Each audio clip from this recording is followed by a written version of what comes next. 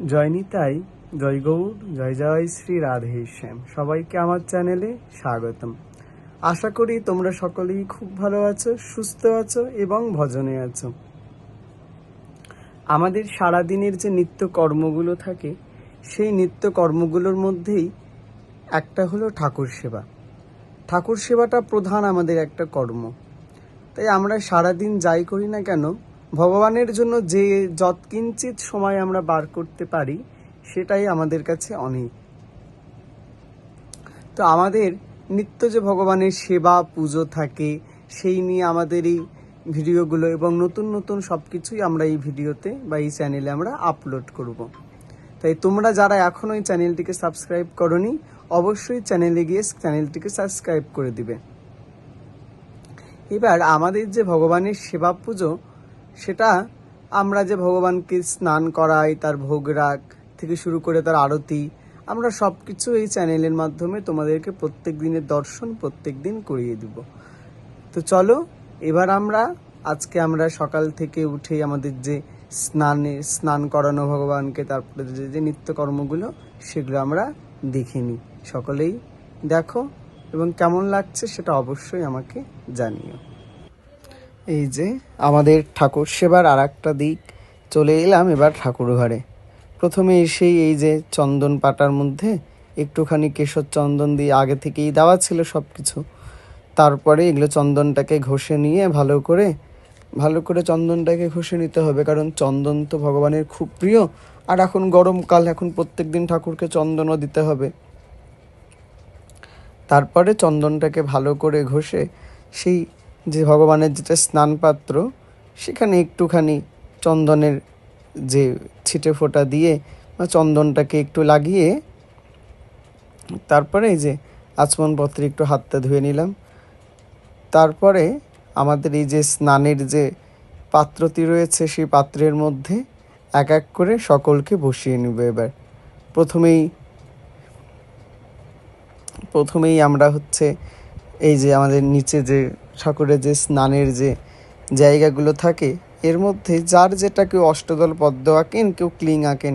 আমি অষ্টদল পদ্মও আঁকি, ক্লিংটাও আঁকি। আজকে যেমন ক্লিংটা আঁকলাম, অন্যদিন অষ্টদল পদ্মটাও এঁকে থাকি। অষ্টদল পদ্মটাও আঁকা যায়। এবার এই যে স্নানের যে পাত্রগুলো, সেই এক এক করে সব সাজিয়ে নিলাম। তারপরে এই যে প্রথমে গোপীনাথকে বসিয়ে নিলাম। তারপরে বসবে এক এক করে বলাই চাঁদকে বসিয়ে নেব। বলাই চাঁদকে বসিয়ে নেওয়ার ফলে তারপরে আমাদের কানাই চাঁদ বসবেন। কানাই চাঁদ বসে এই যে সবগুলো তিন ভাই এক জায়গায় বসে পড়ল। এখানে আবার কানাই চাঁদ সব থেকে ছোট হলে তিনি কিন্তু এখানে সব থেকে বড়, তিনি কিন্তু এদের মধ্যে বয়সে অনেক বড়। এবার তারপর এক এক করে সকলকে স্নান করিয়ে নিয়ে সকলকে এবার ওই যে কাপড়টা রয়েছে, সুতির কাপড়টা, তার মধ্যে প্রথমে আমাদের গিরিধারী লালকে বসিয়ে নিলাম। গিরিধারী লালকে বসিয়ে নেওয়ার ফলে গিরিধারীর ওই আসনটা না একটুখানি কেমন একটা হয়ে গেছে। আজকে এই ভিডিও করার সময় তো আর পারিনি আসনটা চেঞ্জ করতে, তারপরে চেঞ্জ করেছি, সেটা আর আপনাদের দেখানো হয়নি। তারপরে এই যে গোপীনাথকেও মুছিয়ে নিলাম। তারপরে গোপীনাথের যে লাঙটটা আছে, সে লাঙটটাকে পরিয়ে নিলাম। লাঙটটাকে পরিয়ে নিয়ে সেখানে তারপরে তার নিজের যেটা আসন, সেখানে বসিয়ে নিলাম। এর ফলে আস্তে আস্তে আজকে আর কাউকে ড্রেস পরাইনি। এই যে কানাইয়া লালকে বসিয়ে নিলাম। তারপরে আর বলাই চাঁদকে বসালাম। আজকে তো খুব গরম পড়েছে, বুঝলেন, আজকে আর কাউকে এখানে ঠিক মতো পোশাক পরাইনি। তারপরে ওখানে শালুগ্রামের আসন আগে থেকে তুলসী দেওয়া ছিল, তারপরে আবার তুলসী দিয়ে বসিয়ে দিলাম। তারপরে এই যে নর্মদেশ্বরকে নামালাম, আমার মহাদেবকে নামালাম। তারপরে এই যে গোপেশ্বরকে আস্তে করে নামালাম। গোপেশ্বর তো অনেকটাই বড়, এবার তার জন্য এক হাতে নামানো যায়, কিন্তু এই যে ভয় করে যদি পড়ে যায়। তারপরে সবাইকে স্নান করিয়ে নিয়ে রীতিমতো সবাইকে যেভাবে বসানো হয় সেইভাবে বসিয়ে নেওয়ার ফলে এই যে সবার ললাটেই সবাইকে চন্দন দিয়ে দিলাম। গোপেশ্বরকে, তারপরে মহাদেবকেও দিয়ে দিব। এই চন্দনটা দিলে মহাদেব খুব খুশি হন। এই ত্রিধারা চন্দন মহাদেবের খুব প্রিয়। মহাদেব এই তিলকই করে থাকেন। মহাদেবও তো রাধা নাম জপ করেন এবং মহাদেবের তিলক হচ্ছে এইটা। মহাদেবও রাধা নাম শুনতে খুব ভালোবাসেন। মহাদেবও রাধা নাম শুনতে খুব ভালোবাসেন, রাম নাম শুনতেও খুব ভালোবাসেন। তাই জন্য মহাদেবকে যদি রাম নামের কীর্তন করতে করতে ডাকা যায় তাহলে মহাদেব খুব খুশি হন। তারপরে এই যে নর্মদেশ্বরকেও বসিয়ে দিলাম। তারপরে চন্দন পাতাটাকে আবার সরিয়ে রেখে দিলাম, যেখানে থাকে যার যেটা জিনিস যেখানে রাখা থাকে সেখানে রেখে দিলাম। তারপরে এই যে আমাদের এবার ভগবানকে আমরা দর্শন করব। আস্তে করে আমরা ভগবানকে এবার দর্শন করে নিচ্ছি। এবার ভগবানকে দর্শন করার সাথে সাথে এই যা এবার সবাইকে স্মরণে, সবাইকে একটা স্নানের নিয়ে সবাইকে একটু নারায়ণকে উপরে তুলসী দিয়ে দিলাম। তারপরে এই যে ঘটির যে জলটা ছিল এটা সবাইকে একবার করে প্রদক্ষিণ করে স্মরণের দ্বারা, প্রতিদিন তো জগন্নাথ বলরাম সুভদ্রা রাধা মদন মোহনকে স্নান করানো যায় না, তাই এইভাবে প্রতিদিনই স্মরণেই চান করানো হয়। তারপরে একে একে তাদের যে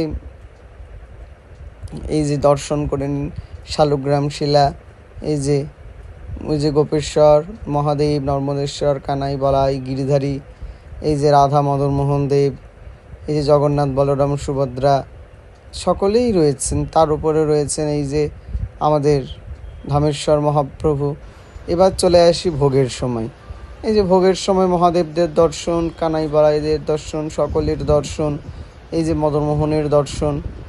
তারপরে এই যে জগন্নাথ বলরামের দর্শন তো আপনারা করছেনই। এই যে উপরে ধামেশ্বর মহাপ্রভু রয়েছেন।